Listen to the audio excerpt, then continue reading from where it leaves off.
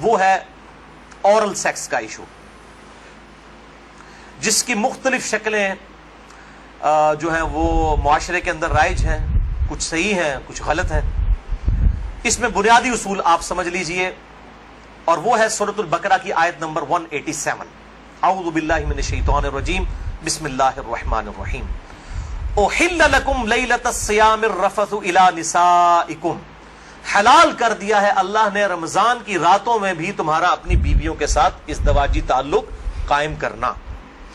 ہن لباس لکم، تمہاری بیویاں تمہارا لباس ہیں، وانتم لباس لہن، اور تم اپنی بیویوں کا لباس۔ اب یہ لباس میں نے جو پہنا ہوا ہے، اس لباس اور میرے جسم کا کوئی پردہ نہیں ہے، میاں بیوی کا آپس میں کوئی پردہ نہیں ہے، کیونکہ ایک دوسرے کا لباس ہے، ایک دوسرے کی عفت اور عصمت کی حفاظت کا ذریعہ بھی ہے، ایک وہ معنی بھی ہے، اور دوسرا اس حوالے سے پریکٹیکلی بھی وہ لباس ہے کہ میاں بیوی کا آپس میں کسی بھی چیز کا کوئی پردہ نہیں ہے۔ کسی حدیث کے اندر کوئی اس طرح کی چیز رپورٹ نہیں ہوئی۔ اس حوالے سے ایک مردود اور منقطع روایت پیش کی جاتی ہے، اور اس تابعی کا سما جو ہے وہ سیدہ عائشہ رضی اللہ تعالیٰ عنہا سے ثابت ہی نہیں ہے۔ سنن ابن ماجہ میں حدیث ہے 1922، مشکات میں 3123 ہے، لیکن مردود روایت ہے، منقطع ہے، کہ اما عائشہ رضی اللہ تعالیٰ عنہا کا بیان ہے کہ میں نے نبی صلی اللہ علیہ وسلم کی شرمگاہ کبھی نہیں دیکھی، لیکن یہ روایت ہی ضعیف ہے، جس کی بنیاد کے اوپر لوگوں نے اورل سیکس کے حوالے سے عجیب و غریب فتوے دیے اور کہا کہ جی میاں بیوی ایک دوسرے کی شرمگاہ کو نہیں دیکھ سکتے، یعنی وہ کہتے ہیں دیکھ ہی نہیں سکتے، اگلی بات تو آپ چھوڑ ہی دیں۔ تو یہ حدیث ہی بالکل جو ہے وہ منقطع ہے اور مردود روایت ہے، جس کی بنیاد پہ یہ پورے کا پورا ایک اسکول آف تھاٹ کھڑا کیا ہوا ہے۔ بھائیو، اسلام میں ایز سچ اورل سیکس کی کوئی ممانعت نہیں آئی، سوائے وہ قوم لوط والا جو اینل سیکس ہے اس کو ضرور ایڈریس کیا گیا۔ اس حوالے سے جتنی بھی باتیں کی جاتی ہیں وہ علماء کے فتوے ہیں، اور ظاہر ہے کہ جب فتویٰ ہوگا تو وہ ایکسپرٹ اوپینین ہے، وہ اجتہادی ایشو ہے، اس میں کوئی شخص بھی دلائل کے ساتھ کسی کے ساتھ اختلاف کر سکتا ہے، اور اس کو آپ کتاب و سنت کی نص کی طرح بالکل فائنل اتھارٹی نہیں مان سکتے، اس کے لیے دلائل دینے کی ضرورت ہوگی، زبانی کلامی نہیں کہ میرا دل نہیں مانتا، یہ چیزیں اس طریقے سے نہیں۔ بہرحال اورل سیکس کے حوالے سے میڈیکل ایشو ضرور ریزالو کرنا چاہیے، کیونکہ اس قرآن حکیم نے ہمیں دو ہی علوم بتائے ہیں، ایک ریویلڈ نالج جو وحی کا علم ہے، اور دوسرا acquired knowledge, the knowledge obtained through observations and experiments، science کا علم۔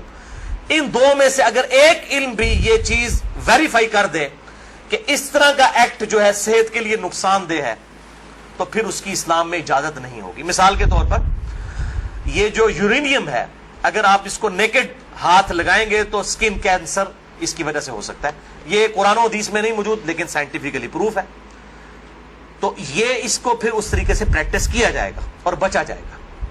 اس حوالے سے میں نے گفتگو بھی کر دی ہے، مسئلہ نمبر 39، علم وحی اور علم سائنس کی اہمیت اور ان کا دائرہ کار، اہل سنت پاک.com پہ۔ بہرحال میں نے اشارتاً اب گفتگو کر دی ہے، عقل مند کے لیے اشارہ کافی ہے، اس میں مزید ڈیٹیل میں جانے کی ضرورت نہیں ہے۔ البتہ آخر میں سیکس کے اعتبار سے دو بڑے کریٹیکل ایشوز ہیں، ان کو ایڈریس کر دوں۔ بڑے دو اہم مسائل ہیں تاکہ کوئی تشنگی باقی نہ رہے، پھر بھی اگر کسی کی کوئی تشنگی باقی رہے لیکچر کے اینڈ پہ پوچھ سکتے ہیں، یا بعد میں بھی مجھے ای میل کر سکتے ہیں mirza_95@yahoo.com، اور ای میل کے حوالے سے میں آج کل بڑی آزمائش سے گزر رہا ہوں، ای میلز جو ہیں وہ سینکڑوں ہزاروں تک پہنچ جاتی ہیں، اس لیے بعض کا 7-8 دن لگ جاتے ہیں میں جواب، یعنی پہلے تو ایک دن میں دے دیتا تھا، اب وہ ایک ہفتے سے بھی بڑھ جاتا ہے۔ یہ تو ابھی شکر ہے جو اہل سنت پاک.com پہ آتی ہیں وہ ہمارے فرحان بھائی جواب دیتے رہتے ہیں، ورنہ وہ بھی دینی پڑے، اور واٹس ایپ کا جو علیحدہ سے معاملہ میں نے تو وہ مصیبت پالی نہیں ہوئی ہے، کیونکہ میں اس کو مینج کر نہیں سکتا۔ تو یہ آخر میں دو اہم ترین مسائل میں نے بیان کرنے تھے اسی سیکس ڈسپلن کے پوائنٹ آف ویو سے۔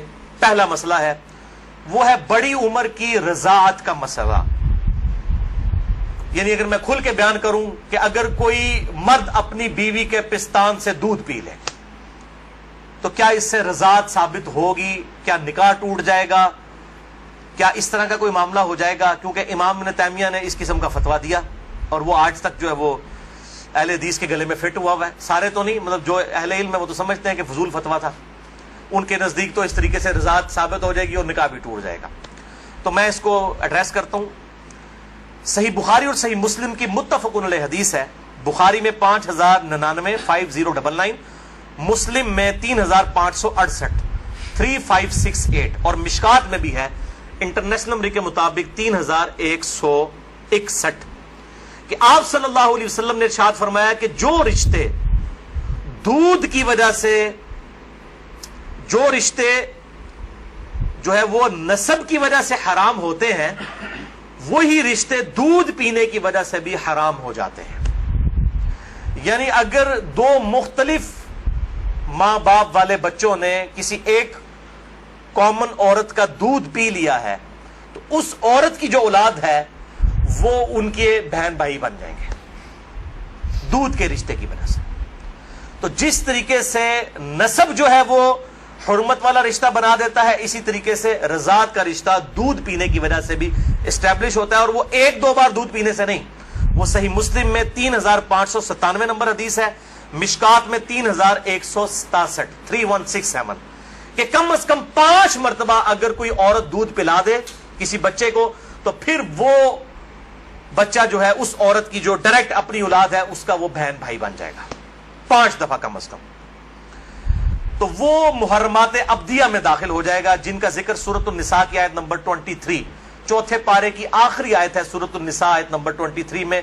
ہمیشہ کے لیے جو حرمت والے رشتے ہیں، یعنی ماں باپ کے ساتھ، اس طریقے سے دادی دادا، اس طریقے سے چچا تایا ماموں، یہ سارے رشتے جو حرمت والے ہیں وہ اسی ایک آیت کے اندر بیان ہوئے ہیں سورۃ النساء آیت نمبر 23.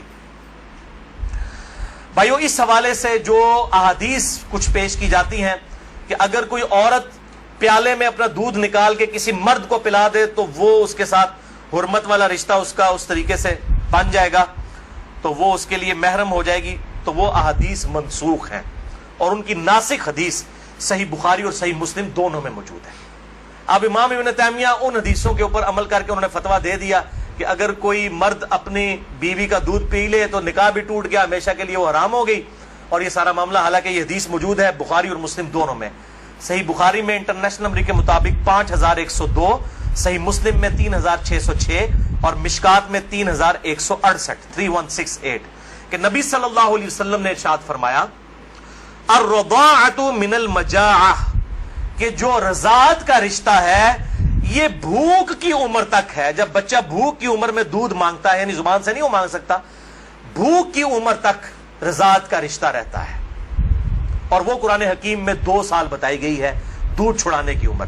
تو آپ صلی اللہ علیہ وسلم نے کلیئر کٹ فرما دیا کہ جو دودھ چھڑانے کی عمر ہے اس دوران اگر کوئی بچہ دودھ پی لے، اور وہ بھی صحیح مسلم کی حدیث کے تحت 5 مرتبہ، تو تب رضاعت کا رشتہ، دودھ کا رشتہ اسٹیبلش ہوگا، ورنہ نہیں ہوگا. تو اب جو بڑا مرد ہے وہ تو 2 سال کا تو نہیں ہے. تو اس میں ظاہر ہے کہ بالکل امپلائڈ ہے کہ اگر کوئی اس طرح کا معاملہ کر لیتا ہے تو نہ رضاعت قائم ہوگی اور نہ میاں بیوی کا آپس میں کوئی نکاح ٹوٹنے والا معاملہ ہوگا. دوسرا اہم مسئلہ آج کا آخری وہ ہے میرے بھائیوں عزل کا ایشو، یا ماڈرن لینگویج میں کنڈوم کا استعمال. عزل عربی میں کہتے ہیں الگ ہو جانے کو، یعنی جب میاں بیوی ازدواجی تعلق قائم کریں، ڈسچارج کے وقت وہ الگ ہو جائیں، اس کو کہتے ہیں عزل. اور اسی کی ماڈرن فارم جو ہے وہ کنڈوم ہے. فیملی پلاننگ کے پوائنٹ آف ویو سے بھی استعمال کرتے ہیں. اس میں کوئی شک نہیں ہے کہ مفلسی کے ڈر سے فیملی پلاننگ کرنا اسلام میں قرآن حکیم کی آیات کی روشنی میں اس کی کوئی گنجائش موجود نہیں ہے، قطعاً حرام ہے.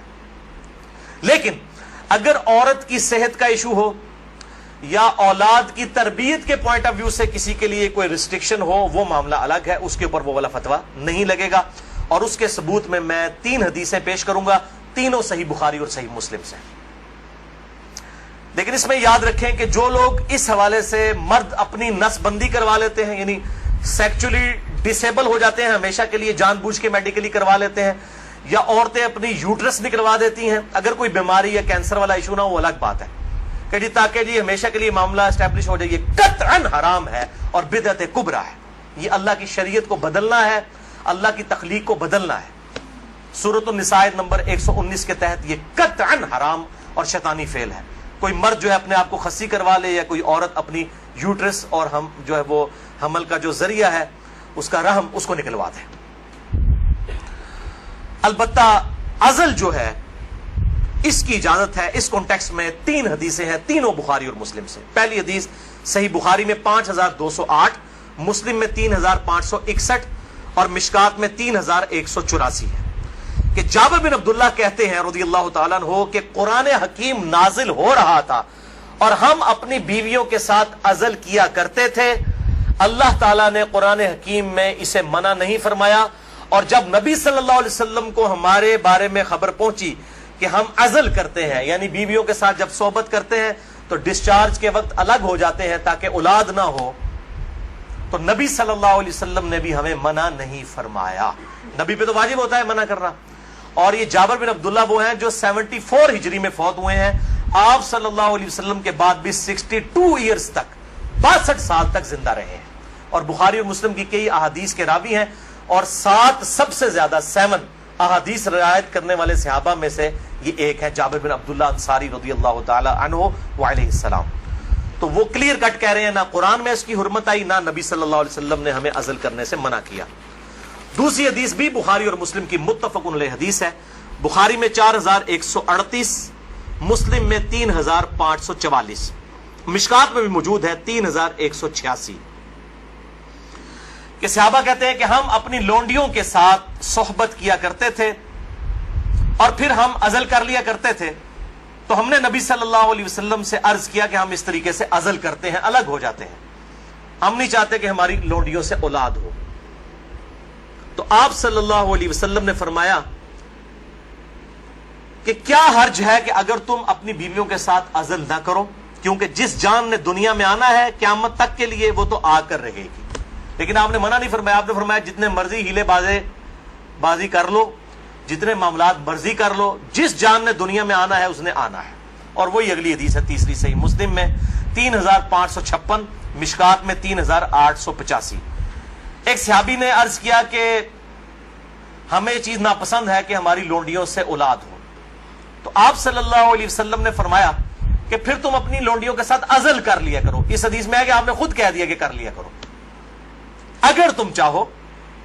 پھر آپ نے ساتھ ہی فرمایا لیکن جو جان مقدر ہے دنیا میں آنا وہ آ کر رہے گی. یہی ہوتا ہے, وہ جناب وقفے کرتے رہتے ہیں, اکٹھے ہی 3 بچے ہو جاتے ہیں, پھر سارے کے ساتھ وہ کہتے ہیں پتہ ہی نہیں چلا. پتہ تو نہیں چلے گا, ظاہر ہے یہ معاملات تو اللہ کے ہیں. اور آپ کو بتاؤں یہ جو اولاد والا معاملہ ہے یہ خالصتاً اللہ تعالیٰ نے اپنے پاس رکھا ہے. کئی پیغمبر ہیں جو بے اولاد ہیں, اور سورہ شورا کے آخری رکوع میں آیا اللہ تعالیٰ جسے چاہتا ہے بیٹے دیتا ہے, جسے چاہتا ہے بیٹیاں دیتا ہے, جسے چاہتا ہے دونوں دیتا ہے, جسے چاہتا ہے بے اولاد رکھتا ہے. نبی صلی اللہ علیہ وسلم کی ساری بیویاں بے اولاد ہیں سوائے حضرت خدیجہ کے, یا ایک سیدہ ماریہ ہیں, ان سے ایک بیٹے ابراہیم پیدا ہوئے, وہ بھی فوت ہو گئے. آپ کی ساری اولاد حضرت خدیجہ سے ہے, باقی آپ کی بیویاں جتنی ہیں وہ بھی بے اولاد ہیں. کیا ان کو اولاد کی تمنا نہیں ہوگی؟ سیدہ عائشہ کو, سیدہ حفصہ کو ہوگی, لیکن یہ ایکسکلوسیو اللہ تعالیٰ کا ڈیسیجن ہے.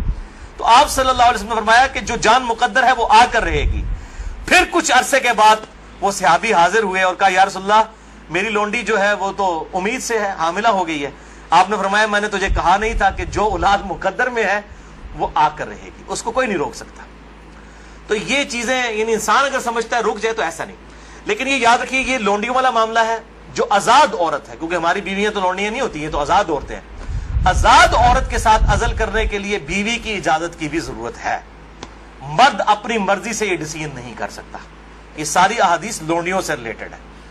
آزاد عورت اور بیویوں کے معاملے میں میاں بیوی دونوں کا راضی ہونا ضروری ہے.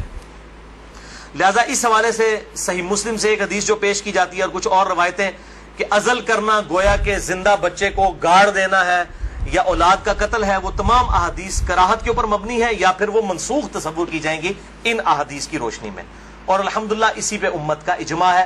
عزل کے جواز کے سب لوگ قائل ہیں, جس کی ماڈرن فارم جو ہے وہ کنڈوم کا استعمال ہے.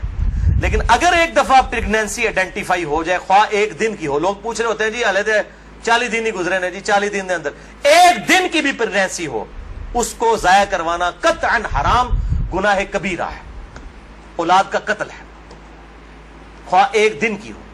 کوئی اس میں نہیں ہے جی چوتھے مہینے روح ڈالی جاتی ہے. بھائی چوتھے مہینے روح ڈالی جاتی ہے تو اس سے پہلے کیا ہوتا ہے, بچہ بڑا تو ہو رہا ہوتا ہے. وہ روح کے ساتھ زندگی کا ایشو اور ہے, روح کے بغیر بھی ایک زندگی ہے, وہ ایشو اور ہے. وہ بھی تو بچہ جو ہے ایک ایمبریو سے ایک جو ہے وہ جنین سے معاملات بڑھتے بڑھتے آگے جاتے ہیں، تو وہ بھی ایک زندگی ہے، روح کے ساتھ ایک اور زندگی ہے، روح کے بغیر بھی زندگی اس کے اندر موجود ہے۔ اسی لیے اگر مردہ بچہ بھی پیدا ہو تو راجع قول جامعہ ترمذی اور ابو داؤد کی حدیث کے تحت یہی ہے کہ اس کا جنازہ بھی پڑھایا جائے گا۔ اور لوگ کہتے ہیں جی زندہ پیدا ہوگا تو پھر پڑھایا جائے گا، مردہ بھی پیدا ہو ماں کے پیٹ میں تو وہ زندہ ہی تھا نا، ایگزسٹ تو کرتا تھا، تو افضل قول یہی ہے کہ اس کا جنازہ پڑھا جائے گا۔ تو یہ میرے بھائیوں کچھ اس حوالے سے چیزیں تھی جو میں نے بیان کر دی۔ البتہ اگر کسی عورت کی زندگی موت کی کشمکش بن جائے، اس صورت میں اگر وہ پریگنینسی کا بھی ضائع کروا دیتی ہے پھر اس پہ شرع گرفت نہیں، لیکن زندگی موت کی کشمکش اس سے کم پہ نہیں، صحت کا معاملہ نہیں، بیوی کمزور ہے یہ معاملہ نہیں، واقعی زندگی موت کی کشمکش بن جائے تو پھر وہ اسی طریقے سے جو سورۃ النحل کے اندر آیا کہ اس وقت تو اگر کوئی کلمہ کفر بھی کہہ دے اور دل میں ایمان ہو تو اللہ تعالیٰ گرفت نہیں فرمائے گا۔ اور اس حوالے سے ہمارے پڑوسی ملک انڈیا کے اندر آج سے کئی سال پہلے، تقریباً 15 سال پہلے کی رپورٹ ہے کہ روزانہ 3000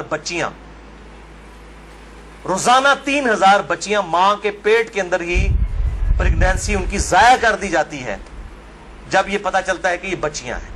یعنی قرآن اگر کہتا ہے نا بچیوں کو دفن کرنا یہ گناہ کبیرہ ہے، تو یہ گناہ آج تک چل رہا ہے۔ بیسک ہیومن انسٹنکٹ تو بدلی نہیں ہے نا۔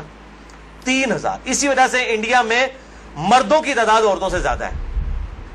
ویسے آپ حیران کن بات آپ کو بتاؤں، اس سال پاکستان کی رپورٹ بھی آئی ہے، پہلے پاکستان میں 52% عورتیں تھیں اور 48% مرد تھے، لیکن اب مردوں کی پرسنٹیج عورتوں سے پاکستان میں بھی بڑھ گئی ہے، اور اس کی مین ریزن ہی یہی ہے۔ یہ بہت بڑا گناہ ہے اور اللہ تعالیٰ پالنے والا ہے۔ 1901 کے اندر، یعنی جب 20ویں صدی کا آغاز ہوا، 1 ارب آبادی تھی، پھر اللہ تعالیٰ نے سائنس کی ترقی کرائی، انسان نے بیماریوں کا کنٹرول اس فزیکل فینومینا آف نیچر سے سیکھ لیا، اور اس وقت 1901 میں کہا جاتا تھا کہ 2001 کے اندر اگر دنیا کی آبادی ڈبل ہو گئی نا تو روٹی نہیں کوئی کسی کو ملے گی۔ اس وقت 1 ارب تھی 100 سال پہلے، یا آج سے 116 سال پہلے، تو 100 سال کے بعد 2 ارب آبادی نہیں ہوئی ہے، 3 ارب بھی نہیں ہوئی، 4 ارب بھی نہیں ہوئی، 5 ارب بھی نہیں، 6 ارب بھی نہیں، 7 ارب آبادی ہو چکی ہے، لیکن زمین نے اپنے خزانے اگل دیے۔ آپ جدھر جائیں، میں قسم سے منڈی سے گزرتا ہوں، اتنا فروٹ ہے ختم نہیں ہوتا۔ اس وقت موچی جوتیاں بناتے تھے، آج چائنا نے مشینوں کے اوپر اتنی جوتیاں بنا دی ہیں کہ دنیا میں 6 ارب انسان، اگر ہر انسان 10-10 جوڑے بھی خرید لینا وہ ختم نہیں ہوتے۔ تو سائنس نے ترقی کی ہے۔ جس زمین سے 40 من گندم نکلتی تھی آج 400 من نکل رہی ہے، 10 گنا زیادہ۔ امریکہ لاکھوں ٹن گندم ہر سال پیسیفک اوشن میں، بحر الکاہل میں ضائع کر دیتا ہے، ایکسیسو پیدا ہوتی ہے۔ انٹرنیشنل مارکیٹ میں گندم کی پرائز کو کنٹرول کرنے کے لیے لاکھوں ٹن گندم ضائع کی جاتی ہے، ایکسیسو پیدا ہو رہی ہے۔ تو اللہ تعالیٰ نے ترقی بھی کروا دی اس اعتبار سے، آپ ٹینشن نہ لیں۔ آج تو کیسے 1960 سے پہلے تو ایز سچ اس بڑے پیمانے کے اوپر تیل کی نعمت تو نہیں تھی دنیا کے اندر۔ ان عرب ملکوں میں 1960 کے بعد تیل نکلا ہے۔ ویسے تو تیل کا پہلا کنواں 1748 میں امریکن جو اسٹیٹ ہے پنسلوینیا، اس میں دریافت ہوا تھا، لیکن مین تیل جو نکلا ہے وہ اسی 20ویں صدی میں کسی نے سوچا بھی نہیں تھا۔ اور اب تو اس سے بھی بڑی انرجی کا سورس ہے، وہ سولر انرجی ہے۔ اب چائنا نے کام کرنا شروع کر دیا، آپ دیکھیں گے 10-15 سالوں کے اندر جو ہے وہ ہر بندے نے اپنا جو ہے نا بجلی کا سسٹم اپنے گھر کے اوپر لگایا ہوا ہوگا۔ اور یہ سورج والا جو جب تک سورج ہے اس وقت تک زندگی ہے، یہ تو نہ ختم ہونے والا جو ہے وہ سورس ہے، رینیویبل جسے ہم کہتے ہیں اپنی سائنس کی لینگویج کے اندر۔ باقی یہ جو ہے نان رینیویبل ریسورسز ہیں، تیل ختم ہو جائے گا تو ختم ہو گیا، لیکن یہ سولر انرجی جب تک سورج ہے زمین پہ زندگی ہے، زمین پہ زندگی ہے تو سولر انرجی سے آپ فائدہ اٹھا سکتے ہیں۔ بات اللہ تعالیٰ سے دعا ہے جو حق بات میں نے کہی اللہ تعالیٰ ہمارے دلوں میں راسخ فرمائے۔ اگر جذبات میں میرے منہ سے کوئی غلط بات نکل گئی آج تو اللہ تعالیٰ ہمارے دلوں سے معاف کر دے، ہمیں کتاب و سنت کی تعلیمات پر عمل کر کے دوسرے بھائیوں تک پہنچانے کی توفیق عطا فرمائے۔ سبحانک اللہم و بحمدک، اشہد ان لا الہ الا انت، استغفرک و اتوب الیک، وما علینا الا البلاغ المبین۔ جزاک اللہ خیرا۔